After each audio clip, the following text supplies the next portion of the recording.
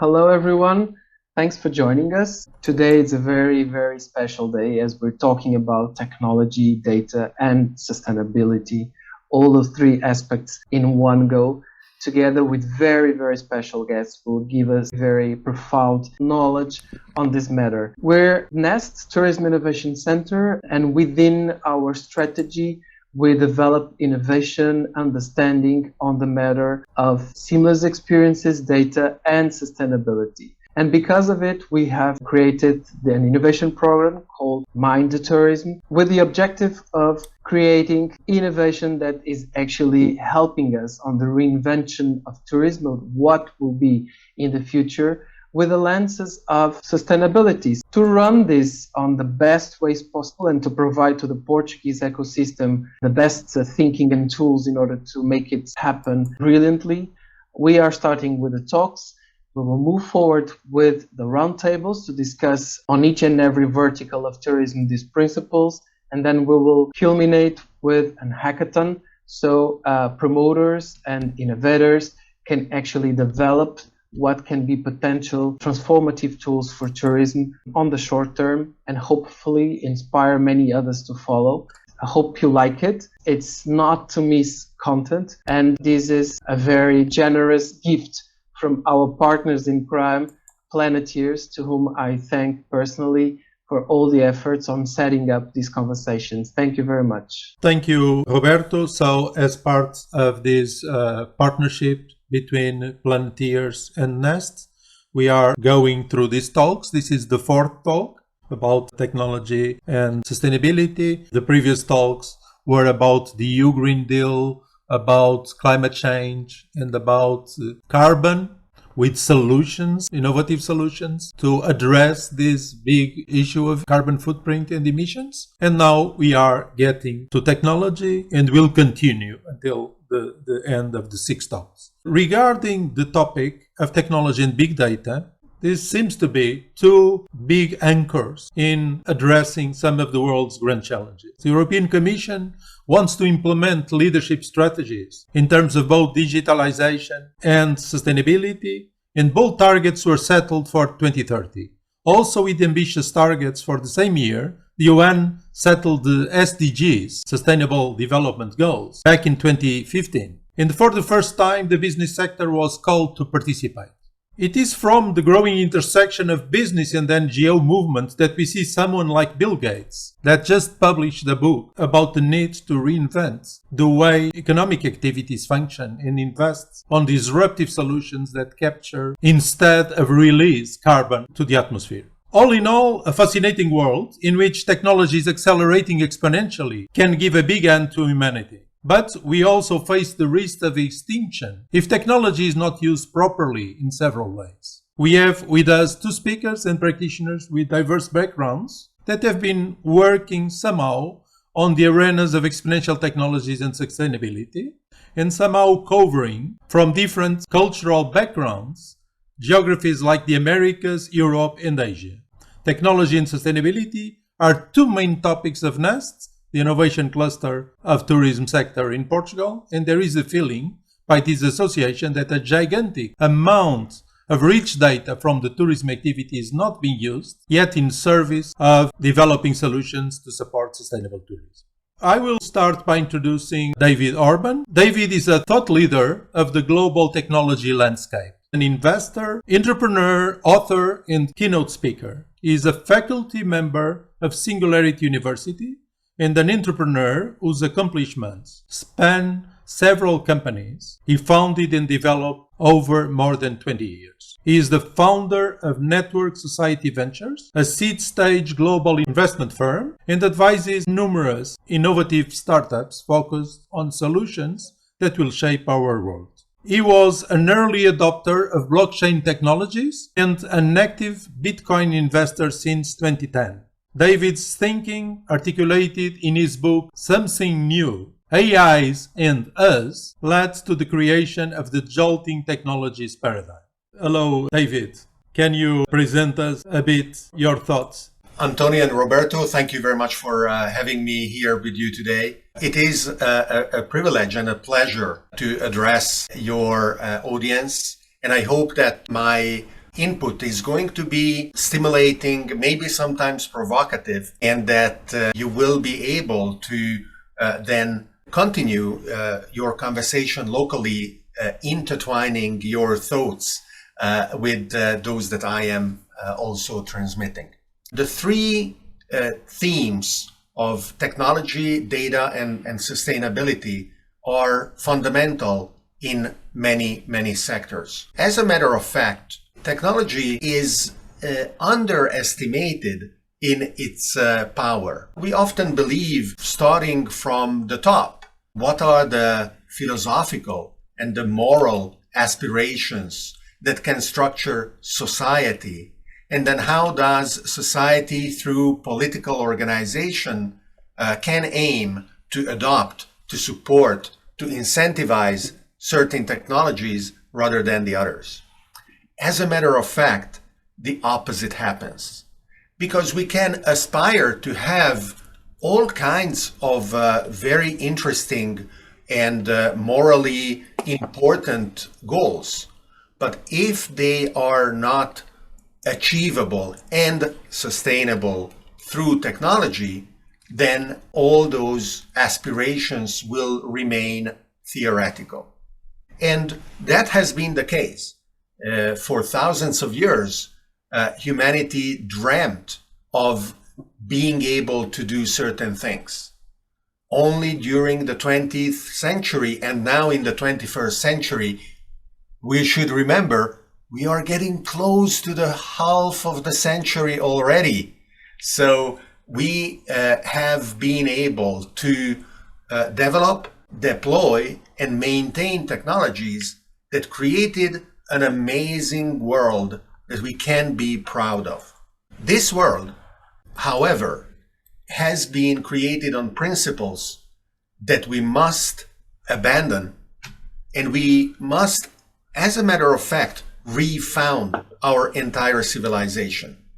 Because in the past we were able to pretend that the world was infinite and colonize and destroy and deplete, and we didn't think of the consequences. Today, we all realize that unsustainability is unsustainable. And that is why we must adopt the position of critical analysis towards technologies in order to select those that lead to sustainable applications. Now, we are also lucky because there are so many areas where this is becoming not only necessary, but also possible. The most important foundational technology and most important sector of the economy is that of energy. Energy production, distribution, and energy use. And solar, photovoltaic, wind, and hydro sectors are becoming, in more and more areas of the world, the cheapest energy source. This is something that will have important consequences structurally, because the next energy infrastructure that we are going to create based on renewable energy, replacing carbon, oil, natural gas, the fossil fuel sector that supported the expansion in the 20th century, has the characteristic of being available everywhere. And as a consequence, the energy sector will be decentralized. This decentralization is what characterizes many other changes that we are seeing in technologies that are moving along simultaneously. In health, in learning, in finance, and many other areas, decentralization is a feature that actually can enable each of you to understand what technologies are going to be winning, because they rise with the wave of unstoppable change across the world. A fundamental development in the past 20 years has been in the power of artificial intelligence. And this is where data comes into play. The reason why for 50 years after the invention of digital computers, AI hasn't been as powerful as today is threefold. On one hand, the computers themselves were not fast enough. Two, we didn't have algorithms that were able to generate important and useful results. But three, we just didn't have enough data on which we could execute the algorithms that we maybe realized could work. But either they were too slow and we didn't have 1,000 years to wait for the results, or they needed bigger amounts of data in order to generate them. Today, artificial intelligence is an essential component of anything and everything we can do. Think about the alternative. Would you rather have a smart approach or would you rather have a dumb approach? I am exaggerating, of course, but adding an AI component to any activity is going to be a distinguishing factor of a successful initiative that wants to base itself on data. Tourism is a beautiful activity that each of us enjoy. And of course, starting from these premises of technology, data, and sustainability, I am sure that with your questions, Antonio and Roberto, we will be able to understand how to apply these principles to the sector of tourism that is so important in Portugal. And I hope that soon I will be able to be there in person to enjoy your hospitality, enjoy the beautiful country and the food, and continue our conversations around these topics that are very important and valuable. Switching to our second guest, Lin Zhang. Lin is a business-minded engineer with a broad background in ICT and sustainable business. I must say she is a dear colleague of mine at the Executive Board of Directors of the Natural Step International, an NGO headquartered in Sweden, with over 30 years of experience helping organizations and individuals understand what sustainability is from the scientific point of view, and how to backcast from there to settle the North Star, as Nike calls it, and create a journey towards sustainability and regeneration. Currently, she is based in China, where she leads the natural step work for Chinese companies as well for multinationals. Lin is a lady who techs.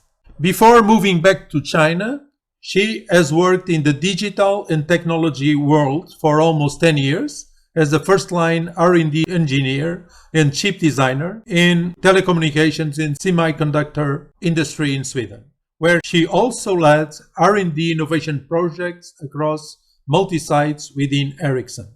After that, Lin started her startup path by first joining a Swedish and Silicon Valley semiconductor startup with disruptive new technology called Packets Architects AB as Vice President of Corporate Development. Coming from the digital world, Lin recognizes the power of technology in the exponential. She is involved in OpenExo, a global expert network spun off from Singularity University. Lin became the first Chinese certified Exo Sprint coach globally.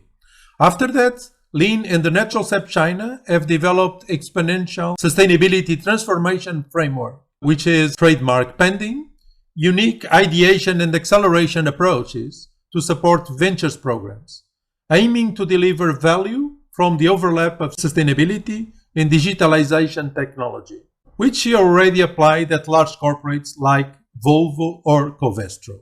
Thank you, Antonio. I will talk about how do we transform ourselves towards sustainability, yet use exponential technologies as leverage, which is very important nowadays. So, if you recognize the world with two tsunamis now, I think those are the main challenges and opportunities that we're facing, all of us right now. And the first one, obviously, is brought by the unsustainability of current business practice. And in short, or in a metaphor, that what happened is that the resource is declining while time goes by, while our requirement is actually increasing. So this is kind of a dilemma. So the future business must understand the dynamic and redesign itself. And again, it relates to Roberto, like you said about reinvent. But this reinvent doesn't have to, become so upside down different. It can be something that on one phase on the entire value chain. And second, tsunami comes from the technology actually, and it's not only one technology; it's actually a conversion and multiple exponential technology. The convergence of it makes the entire domain of disruption and innovation exploded right now. So with those two in mind, how can we actually address the problem and build the business and the future and the industry what we want? And the way we see it as the natural step is if we symbolize those digital world and sustainability world like this. To us, the sustainability aspect is the aspect of effectiveness, meaning we really have to bring positive impact. I don't really think I need to talk about why. And the digitalization part and also the technology part is the efficiency part. And we do want it to be 10 times, at least 10 times change or even faster. However, when you do any transformation, what you need to make sure is that you are on the right direction first, right? So in this word, you want to become more effective on the right direction. Otherwise, if you're faster, but if you are on the wrong direction, then you are more wrong. And it's actually better if you don't transform yourself. That's why when we talk about how do we deliver value in between sustainability and digitalization, we always start with sustainability track first to make sure we're on the right direction, to make sure the effectiveness is right. And then we use technology to actually boost its scale up. So in short, that's how do we do it. So right direction and then plus speed. So the way we do it is we use, in terms of the right direction, how do we make sure we are more sustainable? We use the natural step framework, and which is the scientific definition for fully sustainable. And the efficiency part, we use the OpenExo exponential attributes to boost it. So David talked a lot about exponential and technology, so I will skip. But if you know about Murphy's law, is whenever the technology doubles, actually the price goes down. And what we see right now, it actually is true. This is a curve of DNA calculation and how much it dropped over years. And that's the cost of solar power, and which is also true. However, sustainability isn't really only energy. It's also about metals as well. But anyway, the left one is the chassis of Tesla, and right pile is normal car. So those are the, how different they are. And I'm going to fast forward to a movie which really illustrates how this exponential and digitalization comes and how demonetize and dematerial comes.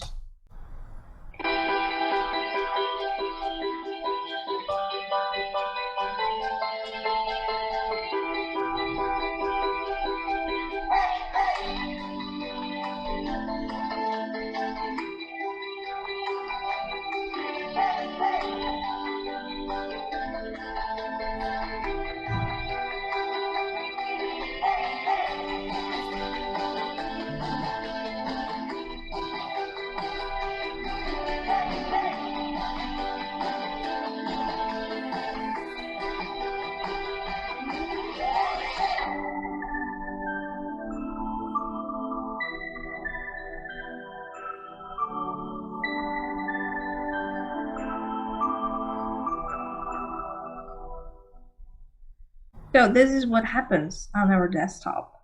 And I think it's really a good demo of everyone actually feels about it. what happens is really the relative relationship of scarce and abundance. And all the chip and the computer power and algorithm development made it possible that everything we have to do with multiple machines now becomes abundance. And think about all the values of pictures we have taken, things Kodak basically bankrupt. And even it's not measured in GDP, but the value still stays there. But the question here is, once you are on the exponential curve, and once you are truly, follow the exponential curve, like all the unicorns, are you really bringing sustainable positive impact? Are you really sustainable? And I'm going to give you some examples now. And first one, Luckin Coffee. What it is, it's a little bit like Starbucks. However, it's not really Starbucks. You don't have a place to sit, at least very few in each of the stores. It's a pickup location, can be in office building or campus, wherever they feel there is a customer or there is a need. And if they have used technology, absolutely. What you do is you order a coffee. First, you open your mobile and you click their app and you find where it is the nearest location of the Luckin Coffee. And then you order whatever you want from it and you type into what is your address. You can choose to get it delivered or you can choose to pick it up if it is not too far away. And if you use a lot of technology, absolutely.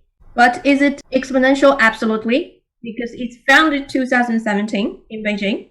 And 3 years later, they have built 4,500 stores in China.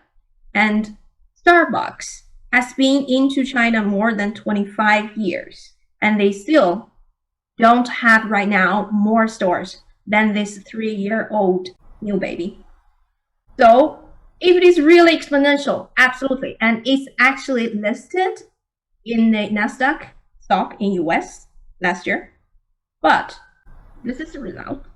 Because you cannot really drink in. You can only take away and they send stuff away.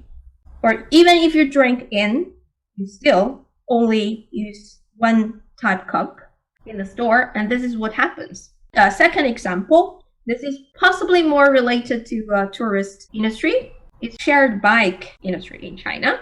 This is the first shared bike brand in China. It's stockless, meaning you use your mobile and you turn on your app and you try to find a bike near you and you go there, you scan a code and you pay a little bit. It's really like 10 cents of euros. And then you use it once, but you can park it anywhere. The bike itself has GPS and the platform itself track where they are. And so within 3 years, it's 2 billion business and actually operate across 21 countries. And they have operation in 250 cities, 32 million trips every day on 10 million trademark yellow bikes. And if it is exponential, absolutely. And if it resolves any sustainability problem, yes. It resolved the problem of last kilometer. So you're a bit too short to drive, but still there are people taking taxi for that little. And it's easy and it's fun. And their MTP and their purpose, they say it's anytime, easy and fun ride, anytime, anywhere. It sounds really right. And thanks to all the ventures in China, so within these 3 years, we have 60 plus sharing bikes company in China, and with all different colors. And the right of the corner, you see all the different brands. And this is how it is on the street. Honestly, at a certain point, they become annoying because they occupy so much pedestrian walk. However, according to the exponential attributes, this company really more or less have almost all the attributes covered, meaning they're really exponential. And this is what happens afterwards. Since they haven't really thought through the maintenance and miscalculated the market size, and also thanks to the investment, and they flooded into the market and made it feels and looks more promising than it is, and the bike get destroyed quickly, get abandoned quickly as well. And so behind the back picture isn't some performance art. It's not performing art. It's abandoned bikes. And this is a park and piled up with actually broken bikes. So a company like this, and they really aim to resolve the problem, but they haven't thought through the entire value chain, and can still have such a question, such results. What do we learn from that? I would say technology is neutral. It's only a tool. It's a channel. And being technology exponential and being exponentially growth really doesn't mean you're sustainable. And to take example of AI and big data, and this application has been around for 25 years. Like Amazon and other stores, especially online, they try to predict and forecast what do you need, right? But do you really feel, first, they're accurate, and second, whatever they come up with, is it really what you need all the time? Because what they do is they forecast. And what is forecast? Your forecast is you take whatever data from what happened in the past, then you analyze it, you try to come up with some pattern, and then you project that into the foreseen future. And this is forecast, right? And then they believe this is what you need in the future. However, this is not really much different from driving looking backwards, right? And I'm driving front, but I use the data from the history. Now, what happens is, what about if the trajectory is not what we desire? Because you don't only desire what's the same saying or similar saying as yesterday and then 10 years ago. Because our need and our fulfillment of our needs changes over time, right? The needs may still be there, but what satisfies your need may change, and it changes all the time. So from this point of view, it's not really the right way to do when you want to create a sustainable future and you still forecast. And in that case, what do we do? And one thing for sure is backcast is really needed when you want to build a sustainable world. Because we have to admit sustainability is a large problem, and it cannot be really resolved for the existing trend, for sure. And also, there are many, many actors living in this current trend, the current system, and we can't really forecast everything because we are not really on the right trend. And then if we use, and also when we do our personal decision, we don't really forecast either. We only, more or less, only backcast. I want to go to university. That's what I want to do. That's the desired future. And then you think about, okay, I want to go to university, and I am in a second-tier high school now. And what do we do? What do I do? Right? And all along, you maybe have some other principles, and I don't want to go to university abroad. And right now, I want to go to university in Portugal, but I want to go to do my master in Sweden or somewhere else. So when we do personal decision, we don't really forecast at all. And therefore, when we want to build a desired future, like sustainable one, we need backcasting. And there are only two ways to backcasting. One is you backcast from scenario, and one is you backcast from principles. And I'm going to use two games. If you backcast from scenario, what happens is it's just like when you play a puzzle, right? What you do is you put all the pieces in the picture and make it look like exactly on the front cover, and that's success. That's how do I win. That's I'm done with the game. However, if you are, and everyone is, one element and one player and one actor in this picture, what about how first you don't know what the actors will look like, and second, you don't usually agree with the other actors. this overall scenario, how it look like. So backcast from scenario to build something, to build a sustainable is almost impossible. Then the other way of backcasting is backcasting from principles. It's like playing chess. You know how do you win when you play chess? It's checkmate. And this is the principles. But when you play, you can win thousands of times, but each time it's different. The way you move your own players and the way your opponent move their players is different as well. This is almost like you're playing with your competitors in a way, but it's still together in this chess. However, you understand what is winning. What you may ask is, okay, do we actually know what we will win if we want to create a sustainable future? And what is the principle of sustainability? Actually, you may be very surprised to know we can answer that question. And that's the work of the founder and led a group of 56 scientists in Sweden. And 30 years ago, they analyzed, they studied and understand how the nature of the cycle works. And then they come up with a set of sustainable principles. And because of this invention, they actually won the Planet Prize. Until now, this is still the only set of sustainability principles based on natural science. So the way we interact with this cycle, with our system, is that we have two cycles. And the upper one is called biosphere, and the lower one is lithosphere. And the cycle of biosphere is relatively fast.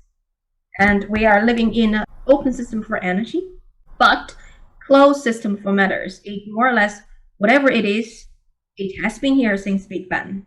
Whatever we create, the garbage or the product that we created, it's still going to lie on this somewhere in this earth. It will not disappear. Like the plastic that we created, it did not disappear, but it disperses into microplastic and it comes back into the cycles of nature, which is quite scary.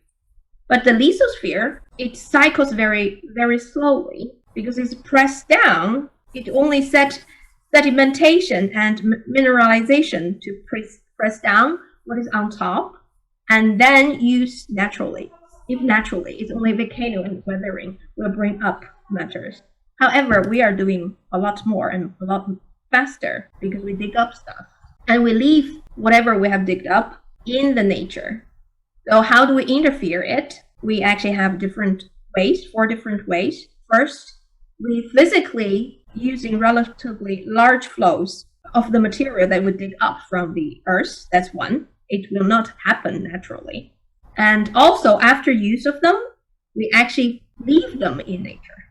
And then we also physically inhabit and degrade the nature's ability to cycle, like we fish, but we also overfish. Then the third part is we also introduce man-made substance, compound to the nature, such as plastic, but there are a lot more. This is also how do we interfere with the cycles. And somehow then it comes the human part. Why we do this, somehow we also create the barrier to other people to meet their basic needs. Those are the sustainable principles that abstract from the way we act, we interact with our nature, and therefore we do not really define sustainability from what do we do, but we define sustainability from what we do not do. And then you may ask, then what? And the real key is here is not about the principles, it's how do we use the principles. For example, the fourth principle says, in a sustainable world, whatever you do, you should not become this structural barrier to any human needs. And these are the human needs. And for example, for your for tourist industry, it certainly includes lots of product and experience that should fulfill certain human needs. And the key is, how do I put the future and how do I put what I want to do into the vision for tourists, for example, and making it aligned with 4 principles. And if we can make it aligned with the principles, how it should be. And those are ecosystem level. It doesn't have to be that for one SME and I am a Airbnb, that when I fully aligned with 4 principles, how should I be? It doesn't have to be on this level because you are not touch upon everything, but it should be on an ecosystem level, that including all the actors, that when all of us, when what we do as a group, provide the service and fulfill the tourist certain needs. But however, you're not doing it right now, and nobody is. I'm not just saying Portugal. But still, it's okay, because those are the space for innovation. Then what is the current situation? We need to understand the present, right? And then by understand the present and by finding where the vision is, that's the gap we want to close. And how do we understand the present? And there, a lot of things need to come from big data. And once we understand the gap, then the technology comes into the picture when we have the creative solutions. But again, when you have all different possibility, again, you cannot really lock yourself on certain solutions, because in the future, there might be better solutions. Therefore, you need to set the priority. We have 3 questions that we can help to guide you. First is this move really on the right direction? If it is a yes, then we say, if this is really a flexible platform, and it needs to be really a yes, because you don't want to lock up yourself on certain solutions when 2 years later there's something better come. And then if it is a yes, then you want to say, is this a good return on investment? Because going bankrupt isn't going to help anyone. In short, what we do is we put what you want to do into the constraint of sustainability and force yourself to think out of the box. And not only that, you use that as a lens to examine the entire value chain. And this entire value chain, talking about tourists, will include many of your small SMEs doing different type of business. So some of them may only cover the raw material part. Some of them may be the production as hotel or restaurant kind of provider. And some of them distribution, maybe this covers mobility. And also some of them are the travel agents or the travel product creator or whatever. So this needs to be fit, the entire ecosystem needs to fit in. And it's not only one kind of player. And also, don't forget about the bike examples. What they haven't really thought through is during you use it, when this product, any kind of tourist-related product is being used, and how is it related to the 4 principles, and especially after usage, how we can make sure that it does not violate the principles. We do not really leave the man-made stuff in the nature. And there we will come up with how do we design the circular economy and circular product from the very beginning of this journey already. So again, this covers the main part of what I want to say. It's backcasting from principles. I actually think it's especially good for SMEs in one ecosystem, because that allows them to put themselves into a bigger picture, and also allows them to jointly actually see where together have some purpose and have a vision. And this is the benefit that where you can cover, where you can have by doing the practice. And it's increased revenue, obviously, and reduce energy, obviously, and also reduce waste, reduce material. And when you are really in that mindset, you can really be creative in how I can reduce the material. Is the material right now really needed? And also increase productivity and reduce turnover, and also reduce risks, which is highly important in the world nowadays. Basically, what I'm saying is, if we want to navigate through the funnel of the sustainable funnel now, to resolve our problem, at least to survive ourselves, is first we need to make sure that we do use sustainable principles up early in the ideation phase already, and then find the solutions, at least the possible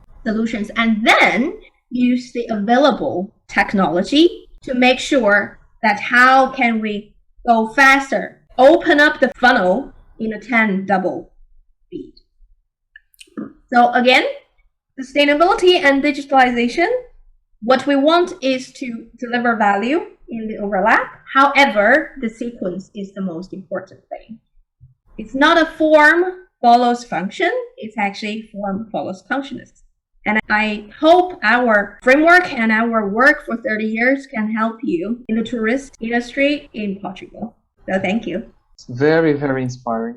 And also thank you very much for bringing it an angle which is really helpful for SMEs. The backstaging of things and also how you explain a bit of the economics as well. And from the eyes of someone who runs operations, how can this become, let's say, a way of playing and winning, as with your analogy of playing chess?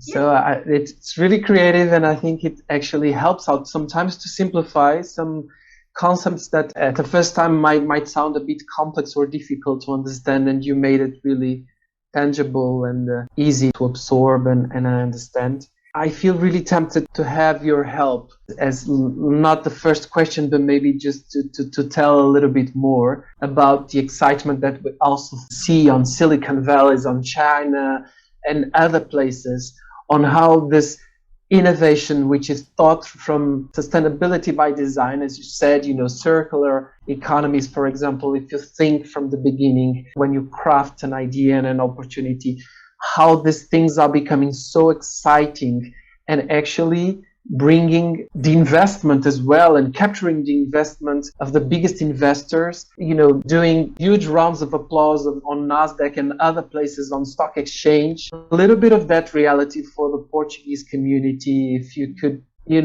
tell us a little bit more of this excitement going on places which normally can be, let's say, first adopters or the ones who normally thrive these ideas and then make it contagious. I think it's really important for the Portuguese ecosystem to understand how much of this is already going on around the world. Yeah, I totally agree. I mean, nowadays, I think there's almost no border of countries, right?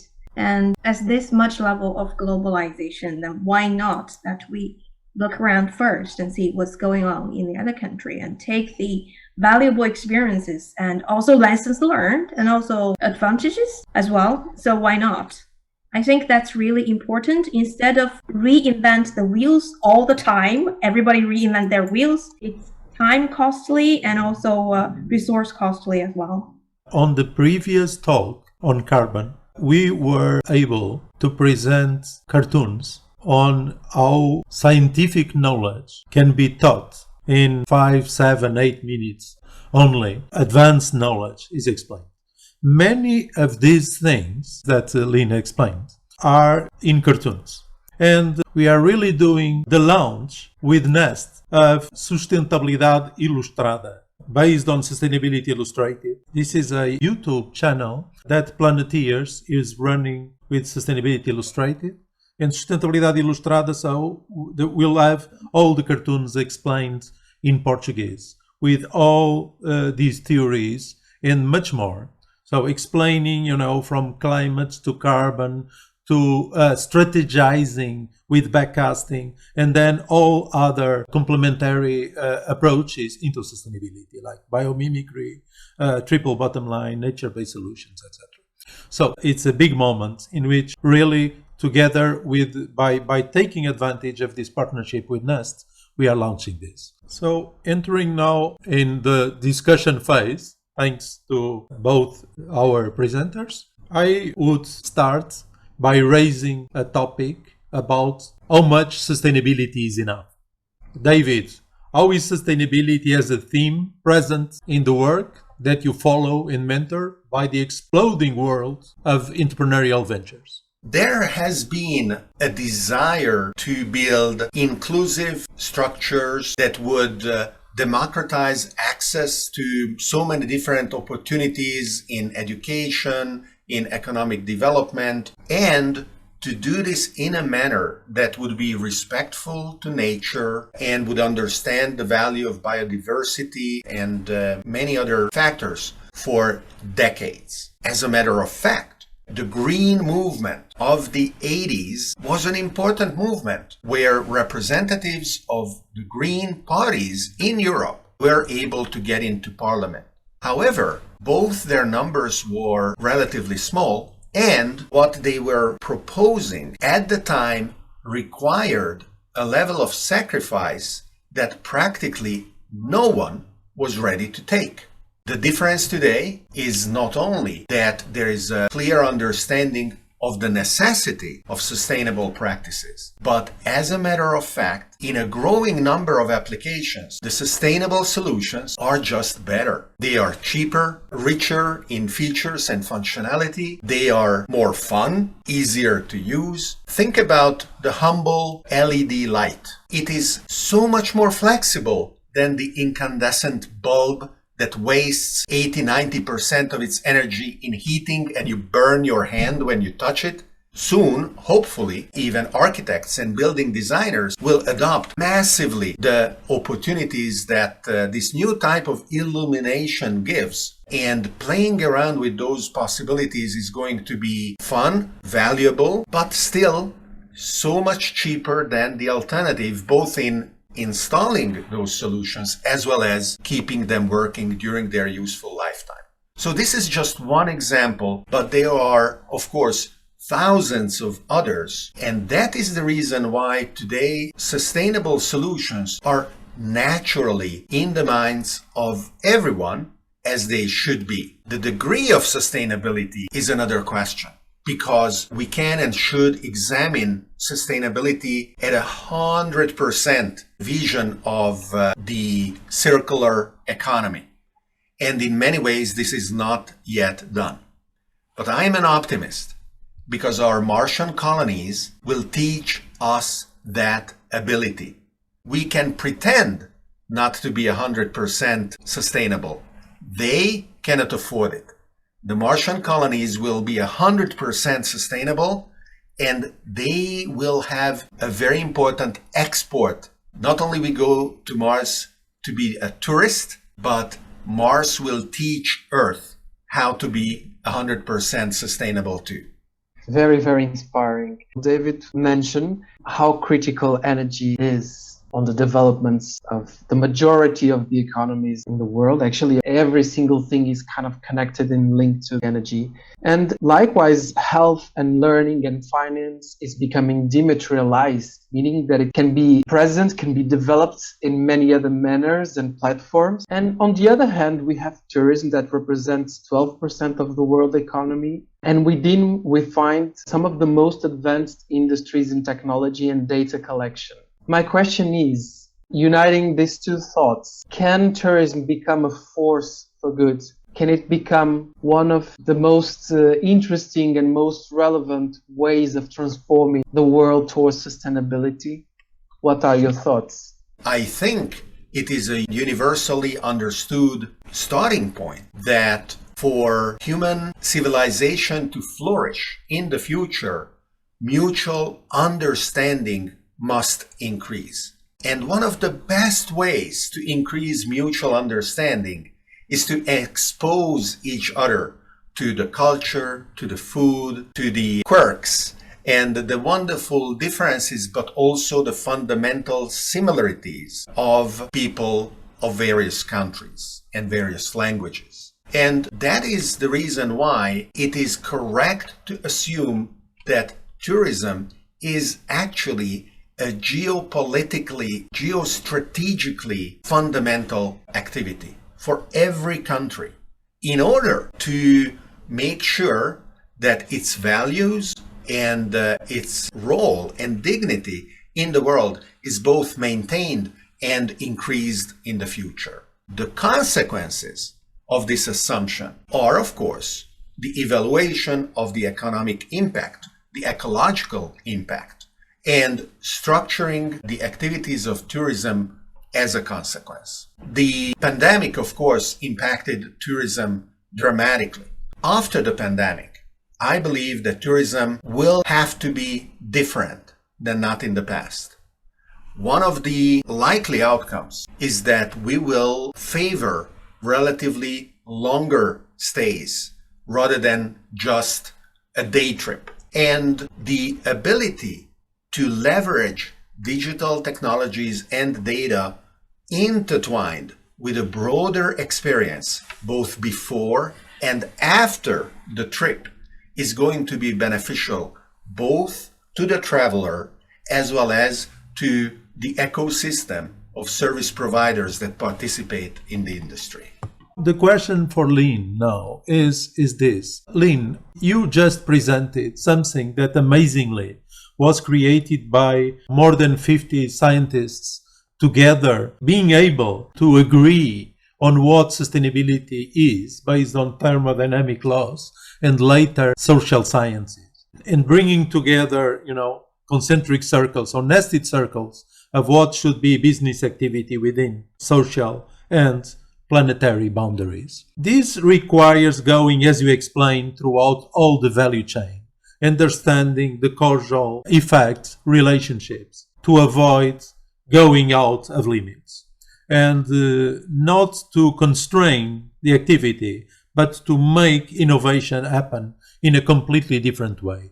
You have applied this very innovatively, let's call it like this, quite disruptively, this combination of technology and advanced sustainability in ideation processes in China.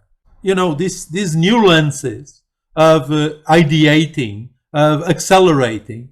How was the reaction of people in those ventures with multinationals applying this thinking? How people realized that it changes the way they co-create? I think for the multinationals, for example, what I did is I applied the sustainable and exponential approach to Covestro. That's a chemical and plastic maker. So they are in a really, really tricky position because they're quite much being finger pointed and you are the problem, right? This kind of approach. But does plastic company have a future in a sustainable world? The answer is really yes. Because on surface level, you may think that plastic is something needs to be eliminated, but plastic also have its nice feature as well. I would say they adopted really well.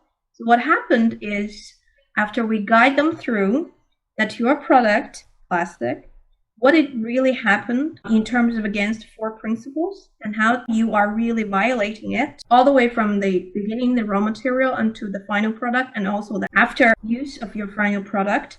And then that opened people's eye to think, okay, what I really need to do is not only selling plastic product, it's actually also help my client, the user of the product, to create a circular economy. And also, how do everybody talks about recycle, right? And there are high commodity value plastic like PC. Then how do I help myself to resolve the problem of that I don't get enough returned PC so I can recycle it and to make the price down than virgin PC. So those critical issues come up to the surface and also makes people to understand how and what and who as partner and ecosystem stakeholders should I involve, and how should I explain that to them, and how should I co-innovate with them. And those are the results that can come up, that this process can lead to, which I personally think is really crucial to the world right now, because we are living in a system. This system is relatively established to, if you have a completely very, very different disrupting solution, what you are facing is not only the rivals. What you are facing is the old way, is the entire old system. And that makes it so hard for you to scale up fast. So what should be done is, like our approach is from the very beginning. How should I understand this problem on a holistic view, using different principles, and also from not only the environmental principles, but also human need, right? First question to ask, like tourists, for example, what exactly are the human needs that am I trying to fulfill now? And by fulfill that human needs, I am making my customer happy, so they will come back. But at the same time, how can I make sure that I don't really violate the other 3 points? I think applying this process suddenly makes my client understand the different perspective, and suddenly they're on board for one purpose and one aim instead of arguing around different details all the time, which is normal or quite common in the innovation world as well, right? And that's one. And then on top of these, I also add the element of exponential that makes them understand what exponential technology that I should use if I want to fulfill this purpose, because I want to make it fast, right? So the key is the sequence, but both sides are important. That's true. We just saw the publishing of this book by Bill Gates, advocating the need for a radical change and the focus on nothing less than net zero emissions by 2050. This is like a huge transformation across all sectors, including steel, cement, food systems, transportation, everything. And not only the traditional talk on energy transition, which is, of course, an important one, a very important one. This seemed utopic if mentioned just a few years ago, at least as a business issue. How do you see this debate and also all this growing movement of investors trying to point the need for clean technologies? That is the beauty of it. The surprise that many of us feel because of how suddenly, apparently, this is happening is the sign of jolting changes. The progressive development of a shift and the phase transformation of something that will become radically different.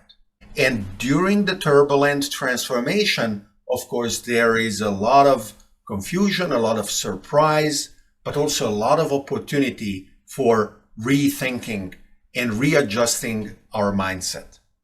Let me tell you something that will probably surprise you. The 2050 carbon neutral goal is both too modest and too late.